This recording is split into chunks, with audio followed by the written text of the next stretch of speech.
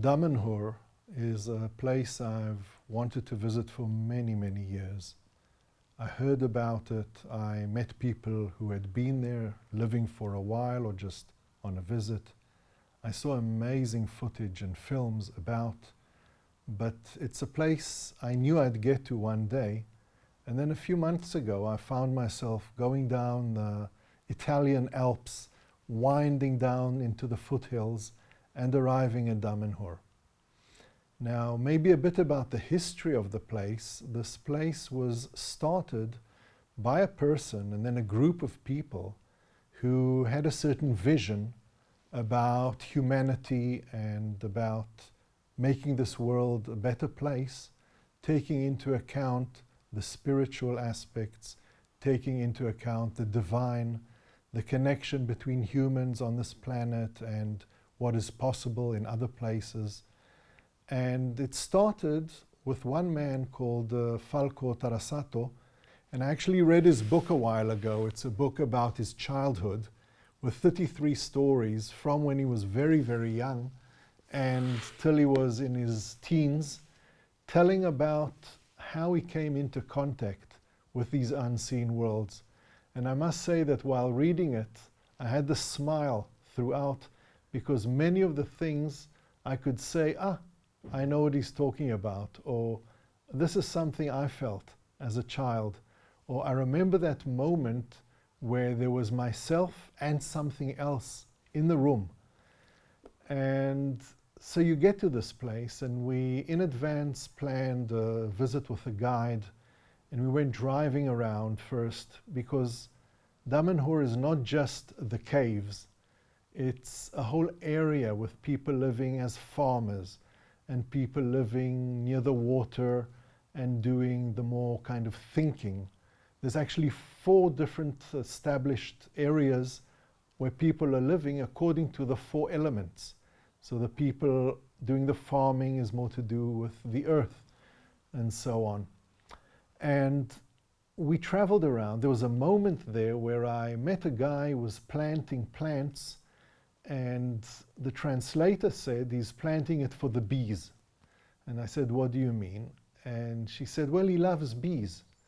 So we asked, why and when did you fall in love with bees? And he said, well, when I was a child, I went with my father up into the mountains to get wild honey. And ever since, I'm in love with bees. And you can see a love affair between a person, and he can talk about them on and on in Italian. So we kind of shortened the explanation.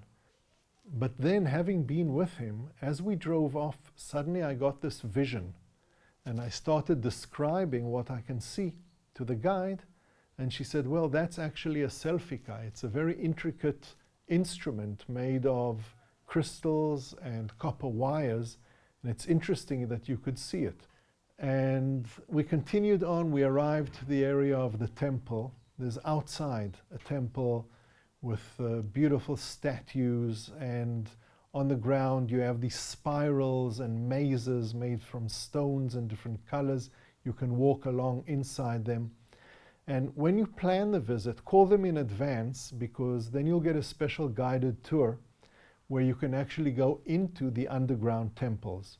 Underground is like out of this world. It started with a group of people with chisels and hammers knocking into the rock of the mountain because they had a dream. And they continued on and on and on. It's a whole story. And they created these underground palaces, temples, huge halls of humanity and halls of spheres. There's one hall where you walk through and there's 120 or more vitrages of different people and tribes from around the world, all living together. And there's another one of the history of the human race. And there's another one of what is possible in the future. And everywhere you go, the feeling is so special. And the whole idea of a community getting together and doing something because they believe in the divine and in the connection between humans and the human's mission to develop. And she told me that it's not always easy living in a community, especially if it's a spiritual one, because of the friction between the people, but the friction causes development.